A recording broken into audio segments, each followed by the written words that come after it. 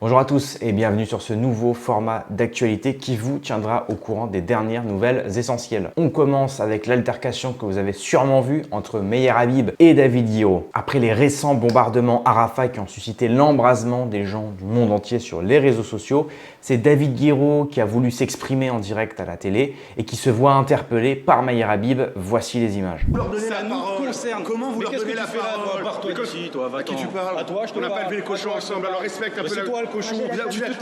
T'es dans la boue du génocide. Tu sais quoi de la boue du génocide? Récupérer les otages, vous n'avez pas honte. Quelle apologie du génocide? Moi je regrette la mort de tous les enfants. Justice dans ce pays, vous serez poursuivi en justice, Ne monsieur. touchez pas, Je suis en pleine interview. Ne touchez Qu'est-ce que pas. vous allez me faire? Ne touchez Qu'est-ce que vous pas. allez me faire? Ne touchez Vous pas. voyez ces gens-là? Devant les caméras. Ces gens n'en ont rien à C'est faire. un scandale. Vous faites honte à l'Assemblée nationale. Ces gens n'en ont rien à faire de la Les bienséance. Palestiniens dans Ces gens n'en l'Assemblée, ont vous rien à avez faire. plus limite. Ils Vous s'en grattez 1000 voix de moquent. plus. Des bonnes 2000 règles, voix de regardez-le. voix. Ce monsieur est un porc. Alors suite à cela, c'est David Guiraud qui s'est exprimé en rétorquant, je cite, « Je présente mes excuses à tous les cochons de France. Je n'en ai jamais vu un défendre un génocide. » C'est très subtil. David Guiraud, est-ce qu'avec un peu de recul, là, en revoyant cette séquence et en prenant le temps de l'écouter, vous referiez exactement la même chose et vous rediriez surtout exactement la même chose? Bah, vous savez, non, des fois les mots vont plus haut que notre pensée, et c'est vrai que même faut être beau joueur. Moi, je présente mes excuses à tous les cochons de France. J'en ai jamais vu un défendre un génocide. Hein. Et Meyer Habib s'est lui aussi exprimé, je cite, « Guiraud est une crapule antisémite, j'avais envie de lui mettre un coup de tête. » Donc là, il y a une différence totale. Guiraud est une ordure antisémite, une crapule antisémite qui s'était promené en Tunisie en racontant que c'était Israël qui avait commis les crimes du 7 octobre. C'est une honte, c'est un scandale au sein de l'Assemblée nationale. C'est dur pour moi de réagir. Quand vous traitez de porc en mondiovision devant des caméras, vous avez envie de lui mettre un coup de tête. Je ne l'ai pas fait. Pour rappel, Meyer Habib est un député français possédant la double nationalité franco-israélienne. La deuxième info, c'est la France Insoumise qui est le seul parti à prendre part sur le conflit israélo-palestinien en parlant des atrocités qui se passent au Proche-Orient. Et c'est par ailleurs le député Sébastien Delogu, je ne sais pas comment on le dit, qui se voit exclu de l'Assemblée pendant 15 jours pour avoir brandi un drapeau palestinien dans l'hémicycle. En Italie, pareil, des députés ont brandi le drapeau palestinien.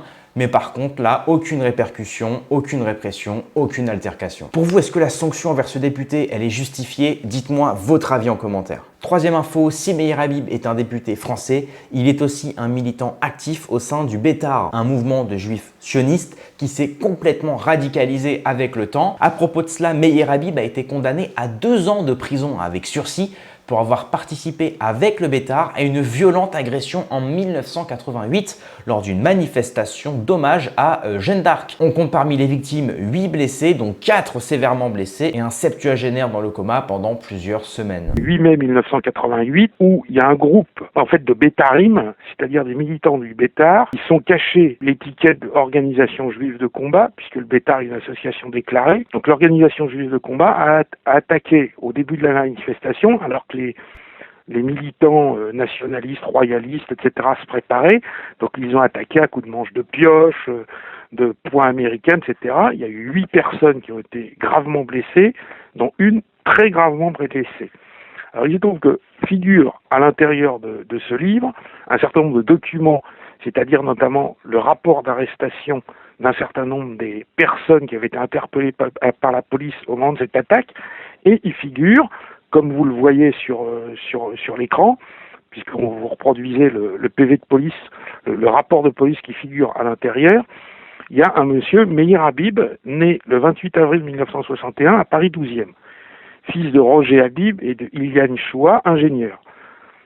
Meyer Habib est aujourd'hui le député UDI de la 8e circonscription des Français de l'étranger qui englobe Israël. Et ce détail, qui n'est pas vraiment un détail, qui montre qu'un député français était un gros bras qui appartenait à des milices sionistes, clandestines, qui agressaient des personnes innocentes. Ça n'a pas empêché Meir Habib de ne jamais être vraiment inquiété et d'être aujourd'hui député français. Quatrième info, une internaute sur Instagram a relevé une anomalie à propos des ministres israéliens. Elle nous apprend que la plupart des ministres israéliens ont changé leur nom de famille d'origine d'Europe de l'Est pour des noms de famille typiques du Proche-Orient. C'est une sorte d'assimilation de noms pour pouvoir se faire passer pour un autochtone sans lettres. Est-ce que vous saviez que la plupart des ministres israéliens ont changé de nom pour opter pour un nom de famille plus de la région du Moyen-Orient? Ariel Sharon, par exemple, s'appelait Scheinerman. Das ist ein bisschen européen, hein? Ehud Barak s'appelait Brog et il l'a changé à Barak.